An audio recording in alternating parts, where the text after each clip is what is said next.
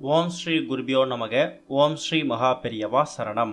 June 2 நாளைய தினம் ஞாயிற்றுக்கிழமை ஏகாதசி விரதம். ஏற்றம் தரக்கூடிய ஏகாதசி.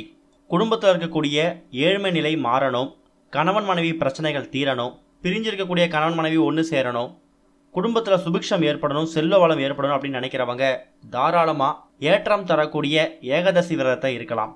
அதுலேயும் குறிப்பாக நாளைய தினம் வீட்டில் இருக்கக்கூடிய பெண்கள் ஏகாதசி விரதம் இருக்கிறது ரொம்ப ரொம்ப கட்டாயமான ஒன்று.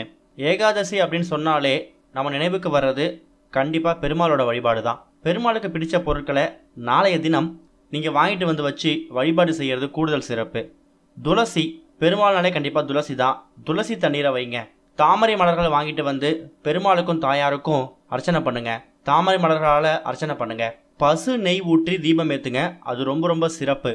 அது போக இப்போ நம்ம சொல்லக்கூடிய இந்த பரிகாரத்தை நீங்கள் உங்கள் வீடு பக்கத்தில் இருக்கக்கூடிய பெருமாள் கோவிலுக்கு போயிட்டு பண்ணணும். இதுக்கு உங்களுக்கு தேவையான பொருட்கள் அரச இலை, ஒரு 3-4 அரச இலை கையில் எடுத்துக்கோங்க. அது கூட 5 ரூபாய் நாணயம் ஒன்று, துளசி இலையை நீங்கள் வீட்டிலேருந்து எடுத்துகிட்டு போனாலும் சரி, கோவில் வாசலில் வாங்கினாலும் சரி. அதுக்கப்புறமா பச்சை கற்பூரம். மொத்தம் 4 பொருட்கள் சொல்லியிருக்கோம். அரச இலை, பச்சை கற்பூரம், 5 ரூபாய் நாணயம் ஒன்று, துளசி இலை. இதில் எல்லாத்தையும் எடுத்துக்கிட்டு பெருமாள் கோவிலுக்கு போங்க. அங்கே எப்பவும் போல் வழிபாடு செய்யுங்க. அர்ச்சனை பண்ணுறதா இருந்தால் உங்கள் குடும்பத்தில் கூடிய எல்லார் பேருக்கும் அர்ச்சனை பண்ணுங்கள். அது கூட என்ன பண்ணுங்கன்னா, அரச இலை எடுத்துகிட்டு போயிருக்கீங்களே, அதில் ஒரே ஒரு துண்டு பச்சை கற்பூரத்தை வச்சு அந்த அரச இலையை 4ஆக மடித்து நூலை வச்சு கட்டிடுங்க. அதுக்கப்புறமா ஒரு 5 ரூபாய் நாணயத்தையும் துளசியையும் ஒன்றா சேர்த்து, இப்போ ஒரு பக்கம் அரச இலையோட பச்சை கற்பூரத்தை முடிஞ்சு வச்சுருப்பீங்க, இன்னொரு பக்கம் துளசியோட 5 ரூபாய் நாணயத்தை வச்சுருப்பீங்க. இது ரெண்டுத்தையும் கோவிலில் இருக்கக்கூடியவங்கள்ட்ட பூஜை பண்ணவங்கள்ட்ட கொடுத்தீங்கன்னா அவங்க பெருமாள் பாதத்தில் வச்சு உங்களுக்கு எடுத்து கொடுப்பாங்க.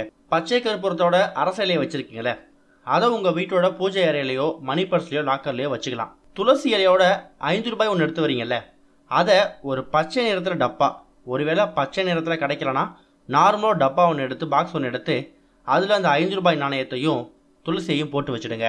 அதுக்கப்புறம் வாரம் வரக்கூடிய சனிக்கிழமை ஏகாதசி அன்னைக்கு 5 ரூபாயும் துளசியையும் அந்த டப்பாவில் போடுறீங்க.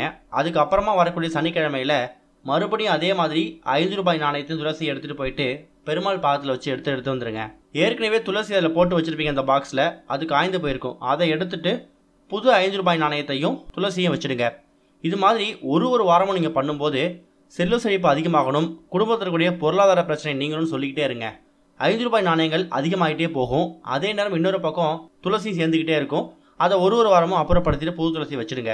உங்களால் எத்தனை வாரம் இது மாதிரி 5 ரூபாய் சேர்க்க முடியுதோ அவ்வளோ வாரங்கள் சேர்த்து ஒரு 10 வாரமோ 20 வாரமோ சேர்த்திங்கன்னா அதில் சேகரிக்கக்கூடிய அந்த காசை வச்சு உங்களால் ஒரு முடிஞ்ச அளவுக்கு சாப்பாடு வாங்கி கொடுங்க. ஒரு 4 பேருக்கு உங்கள் கையில் சாப்பாடு வாங்கி கொடுங்க.